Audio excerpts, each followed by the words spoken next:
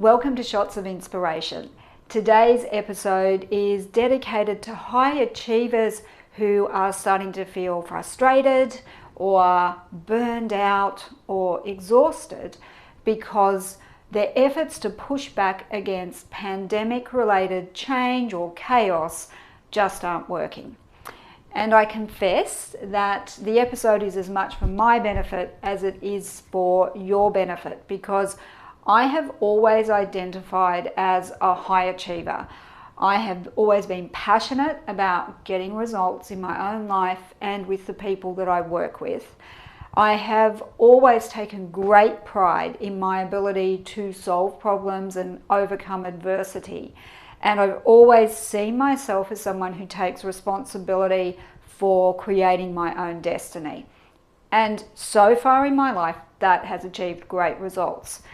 But during the long-term impact of pandemic chaotic change, it hasn't really been a helpful way for me to respond. So what happened for me was, after pushing and pushing and pushing, I reached a stage of almost giving up. Fortunately for me, I am surrounded by positive people. So all my friends and all my colleagues either work in positive psychology or human resources or in NLP. So there's been lots of people to brainstorm with, and quite frankly, we all feel the same way.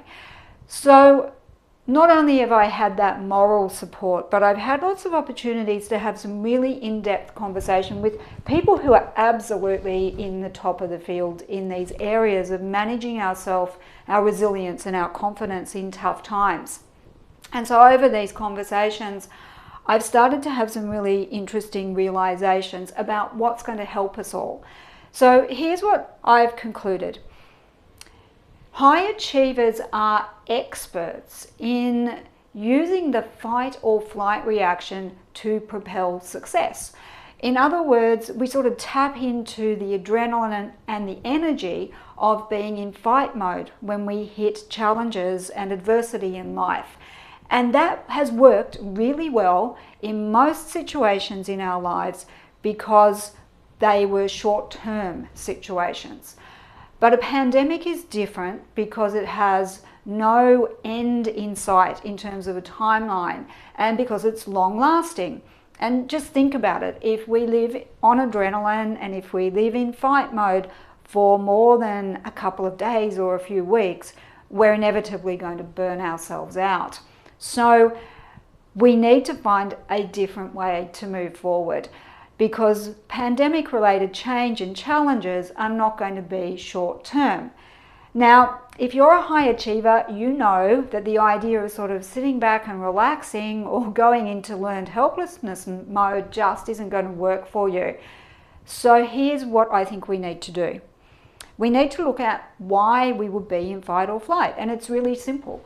Because we are seeing our situation as threatening. And indeed, the threat of a serious and deadly virus is, of course, one that is serious.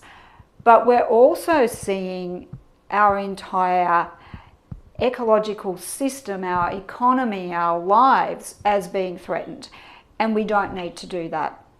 So, how did I start to relax? How did I start to change? How did I start to make a difference for myself? I decided to see this situation as one which isn't threatening, but is opening doors of opportunity, and to allow myself to start exploring new things that I can do and new ways of working. And guess what? As soon as I did that, opportunities started emerging. And not only that, I started to be able to sleep. I started to be able to feel happy and healthy again. So I hope that that is a little bit of inspiration for any of you who are high achievers, who are finding these times are particularly challenging. I suppose my final message for you is you will bounce back. You will get back to a state of being in high achievement mode. It is simply a matter of being a high achiever in a new way right now, and then waiting until success comes. So I hope that that's been useful to you, and I look forward to hearing how you put it into practice. Find out more about boosting your confidence and resilience by enrolling in one of my workshops or coaching programs. Or if you're a practitioner, download my free ebook, The Positive Psychology Toolkit for HR and L&D practitioners. There's links for both those resources beneath this video.